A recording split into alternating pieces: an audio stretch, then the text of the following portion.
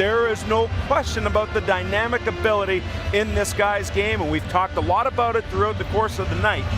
Puck-moving defenseman, offensive defenseman, a guy who can run a power play. This guy checks all those boxes. Just 7 years ago, Erik Brannstrom was looked at as one of the premier offensive defenseman prospects in the NHL. And it wasn't for no reason. In his draft year in the SHL, he ended up playing 35 games, getting 6 points, and at the U18 World Juniors, got 5 points in 7 games. But already transitioning onto the pro level as an undersized offensive D was something to behold. And he would end up being drafted 15th overall by the Vegas Golden Knights, being the 4th D drafted in that 2017 NHL draft. The skill set was evident, but now 7 years later, Erik Brannstrom has been traded twice, has been put on waivers, and is now going to be starting in the AHL for the Vancouver Canucks. So what's wrong with Erik Brannstrom? What has gone wrong in his hockey career, and is there still something to be salvaged there? Well, make sure you watch till the end as we break down this whole situation and go through the entire history, and make sure that subscribe if you're new for more hockey content just like this, presented by BetUS. Now, Erik Brannstrom, for me personally, was always a fascinating prospect to keep track of. He was somebody as an offensive D, you could see the skill, you could see how well of a puck mover he was, and how that could translate to the NHL level. Elite Prospects said at the time, he's a puck-moving defenseman with excellent skating skills. Brannstrom has impressive offensive instincts and hockey sense. And the hype was quickly growing throughout that draft year. As Timothy Liljegren wasn't impressing as much as initially thought, Brannstrom came in and started to become the projected best Swedish defenseman of the class. And we'd see the Vegas Golden Knights make a splash in that 2017 draft, drafting multiple players in the first round. Cody Glass, 6th overall, Nick Suzuki at 13th overall, and then Erik Brannstrom just a couple of picks later at number 15, securing 2 good forwards and another top defensive prospect into the system. After he was drafted by Vegas, he would have another successful SHL campaign, getting 44 games, getting 2 goals, 13 assists, 15 points, and still progressing well against big, strong competition. Really, everything was trending well for Brannstrom to be a solid puck-moving defenseman for the Vegas Golden Knights. Now we fast forward to the 2019 NHL trade deadline, and the Vegas Golden Knights are looking to make a splash, and they do. They acquire Mark Stone from the Ottawa Senators. In exchange, the Sens get Oscar Lindberg, the Dallas Stars 2020 second rounder, and premier offensive defenseman prospect Erik Brannstrom. Erik Brannstrom was the main part of this Mark Stone trade going back to Ottawa, but just not even 2 years later, Erik Brannstrom was already on a new team. But it made complete sense why Ottawa was targeting AD in the Mark Stone trade. I mean, just look at their defense in April 2019. You had Thomas Chabot and Dylan DeMello was okay, but besides that, with Ottawa kind of in this rebuilding mode, they needed to get some premier offense into that lineup, and on top of Chabot, they were thinking Brannstrom was going to be next in line. What's kind of sad to look back on is that the Sens put a lot of stock defensively back then into Erik Brannstrom in the future, but also Lassie Thompson, who they drafted 19th overall in that 2019 NHL draft. Pretty unfortunate. But back then, there was reason to believe that Brannstrom could be a top 4D for the Sens. I mean, his first season in the AHL went pretty great when he was playing for Vegas' system with the Chicago Wolves, where he got 28 points, 7 goals in 41 games. Not a bad start to his North American career. And we'd see Brannstrom in the NHL that very next season in 2020, but things weren't really all too successful. He played 31 games for the Senators, but got 0 goals, 4 assists for 4 points, a -9, and was just largely ineffective in his role. Though in his AHL games, he would once again put up some good offensive production, getting 23 points in 27 games for his first full stint with Belleville, so there still was some promising things here. But we really started to see the pressure be put on Brannstrom to play more games, to have more of an opportunity, and in 2021, he ended up playing in the Swiss League as well because of the pandemic reasons, but when he did play in the NHL, he got 13 points, 2 goals in 30 games. There were some bright moments, and there were some times where he was starting to really show himself well, but again, that consistency was just not there. And then you can see the next 3 seasons after that, where again, there's just a pretty big lack of progress. He ultimately ended up playing more and more games every single season, but wasn't really expanding upon his play, wasn't really looking all that more comfortable, especially physically, and wasn't taking the steps in the offense that you wanted to see out of a puck-moving defenseman. That was the brand of Erik Brannstrom, was the puck-moving ability, the skating, the amazing passing ability, especially in the power play, but we really never saw Brannstrom able to unlock that potential anywhere with Ottawa. Now, even though this last year we saw a bit of an improvement for Brannstrom in the micro stats and the comfortability, he was still at a point in his career where coaches couldn't trust him. And that to me, I think, is the biggest reason why we've seen Brannstrom flounder at the NHL level so far. You look at him and he's 5'10", 185 pounds.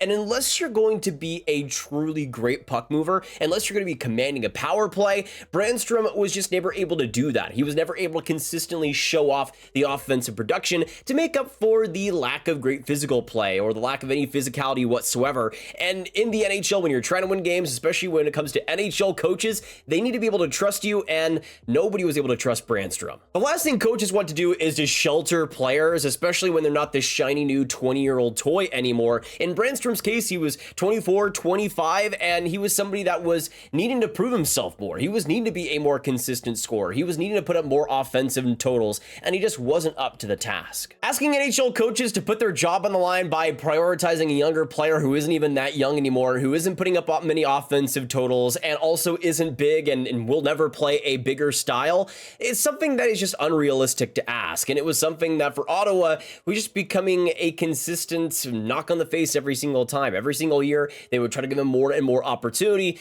but the results never really seemed to come from it. Now we have a lot more to talk about today, but first let's talk about today's sponsor in BetUS. If you guys haven't signed up to BetUS already, make sure you use code YouTube150 when you sign up, and you'll get a 150% sign-up bonus on your first deposit and 125% sign-up bonus on your next deposits after that. Right now is the best time to get started, though. You can go through so many different options with the NHL. If you're feeling one team for the Stanley Cup, you can go and make picks on them. Right now, Edmonton at plus 900 has the best odds, but there's so many other things you can do. You can go through the regular season point totals for any team. If you're feeling good about your team or bad about your team, you can go through all of them and go through all the odds. You can also go through a bunch of specials, go for regular season goals, players score 40 goals. You got a lot of options there, up to 50, up to 60 goals, a lot of cool stuff. And you also got some specials too. You have this one that I think we talked about a little bit before, how we have the top Russian goal scorer in the league next year. This one's super fascinating to me because you got Kucherov at minus 250, which was probably the most likely thing. But Kirill Kaprizov at plus 225, I feel good about that one. That to me, it just feels like it has so much potential. We'll see what ends up happening, but you can make so many picks, especially once the NHL games get started. You can make picks on those as well throughout any part of those games. So right now is the best part and the best time really to get started. And thank you so much to BetUS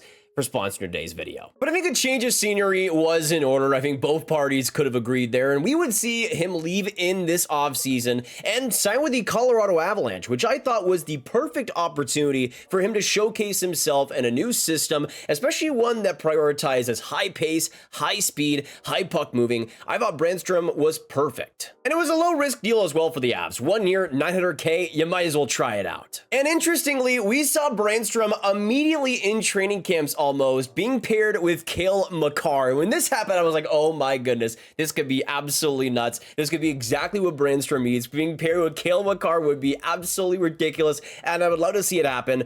Well, the experiment barely lasted, and the training camps that we saw underway for the Avs, Brannstrom was a bit of a disappointment. He didn't really take the bull by his horns and run away with an NHL job. He was somebody that was, once again, a little bit pedestrian, not living up to expectations, and the Avs went in a different direction. The Avs would go in such a different direction that he didn't even get to play a single game before he was shipped out to the Vancouver Canucks. And of course, we see the Canucks acquire Brannstrom. In exchange, the Avs got Tucker Poolman and a 2025 fourth round pick. It only took until October for Brannstrom to be dealt to another team, which just sucks so much. The sad part is too, the Canucks weren't even planning on putting him in the NHL either. Right after acquiring him, the Canucks put him on waivers, and what's even more embarrassing was he cleared. As Rick Dhaliwal says, Erik Brannstrom is cleared and is on his way to Abbotsford. I mean, the fact that Brannstrom went from what we thought was actually potentially a career rejuvenation to Colorado to getting traded before he even makes his debut there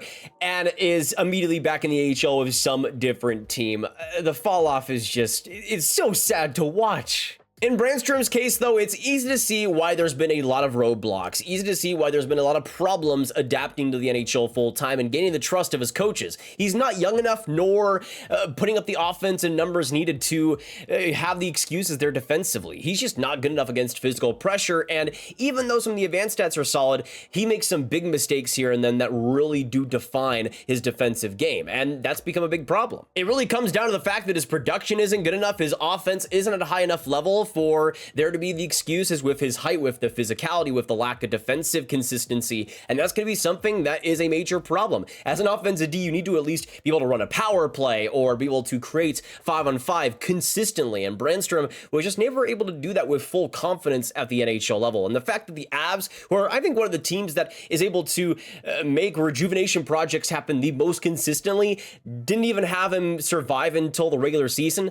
I think is pretty telling. I'd love to come out here and say that I think Vancouver could be the actual place to rejuvenate him, to revive his career, but I just don't think that's a possibility. It seems like teams have known and identified what Brannstrom is, and that's why on his third team now in the last year, he's in the AHL to start things out. I hope he proves all of us wrong, but at this point, he's 25 years old. I think the writing's just on the wall. It is a shame because you can see individual moments with him that are spectacular, and back to his prospect days, back in 2017, 2018, there were great moments. There were great plays offensively in the SHL over in Sweden that he was able to do consistently and able to show himself against men. I just don't think that the NHL level, when the game is so fast as it is, so brutal, that Brannstrom is going to be able to keep up and going to be able to be this great, consistent production D that he needs to be to survive. And that's just the unfortunate truth. I think once he goes over to Sweden, he's going to kill it there.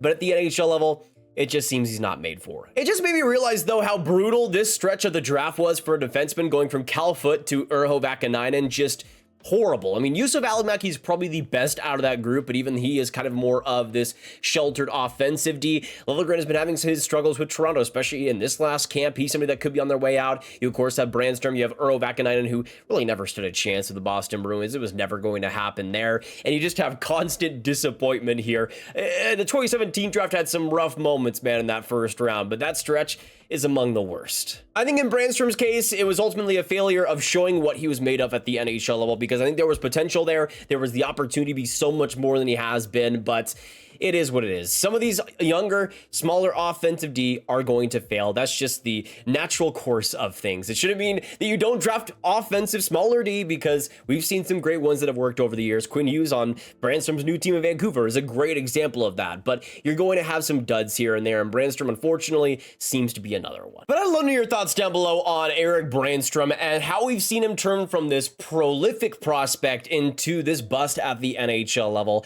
I would love to know your thoughts on what you guys thought about Brannstrom back in his draft year, what you thought about his progression. Do you think there is still an NHL player there even now with the Vancouver Canucks? Let me know all your thoughts down below on that. And of course, make sure you hit that like button, hit that subscribe, and hit that notification bell for more breakdowns just like this. And should have all the hockey fans you guys know online, make sure you click on this card as well for all of my hockey prospect talk right in one playlist. A lot of draft content, a lot of deep dives, a lot of prospect analysis right there for you to binge watch. And I'll see you guys in the next one. I hope you have a fantastic hockey day. And of course, make sure you guys sign up to Bet US as well today. And I will see you guys in the next one.